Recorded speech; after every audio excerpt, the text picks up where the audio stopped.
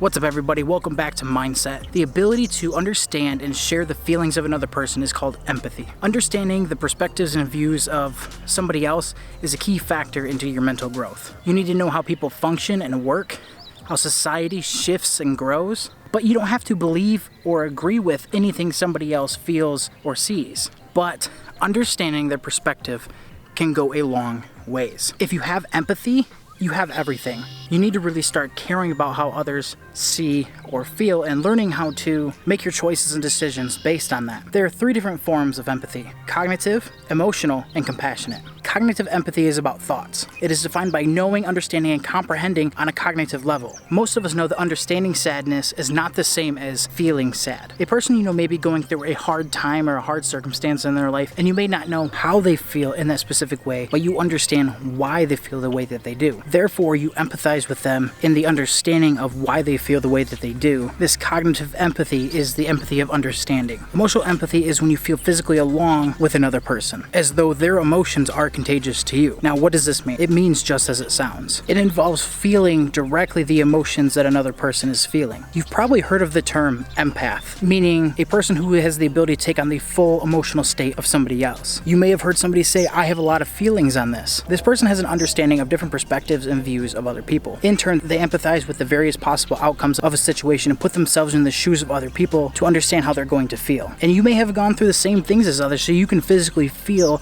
how they're feeling and you can relate to it on that emotional level. This type of empathy is the empathy of feeling. Now, compassionate empathy is the kind of empathy where we not only understand a person's predicament and feel with them, but we also have an urge to help them and try to fix whatever problem it is and an urge to help. Compassionate empathy is a strong balance between cognitive empathy and emotional empathy. This helps you understand the why and the actual feeling factor for others. When your loved one comes to you in tears, you want to understand the why factor on why they're feeling the way they do, but on the other hand, you also want to help them and be there for comfort in the hopes that it's going to help them heal.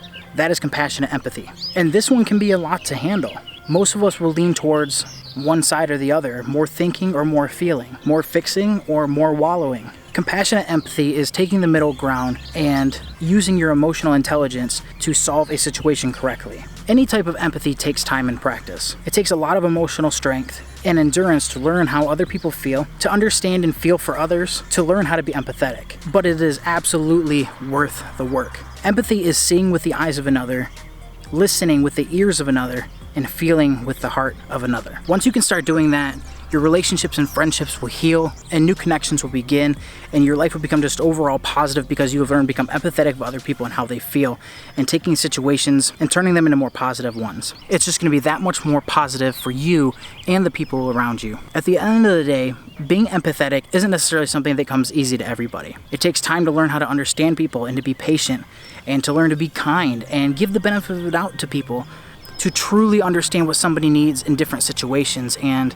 to learn how to help people in the right way, to love people in the right way, and to just be what they need you to be in that moment in time. Because if you learn how to empathize with different situations and learn how to connect with them and utilizing cognitive, compassionate, and emotional empathy and learning how to use them all and learning how to read people and learning how to read situations, you're going to avoid less negativity, you're going to avoid less downfalls, and you are going to avoid just bad circumstances, obstacles, hurdles, and all that negative stuff. You're just going to have a much positive life for you and the others around you. Positive life for you because you're learning how to understand situations and how to handle them, a positive life for others because you were there and able to be mentally and emotionally strong enough to help other people get through their problems and their situations. So guys, just remember, no matter what the world has to say, tomorrow is a brand new day. The choice is yours to go out and be more.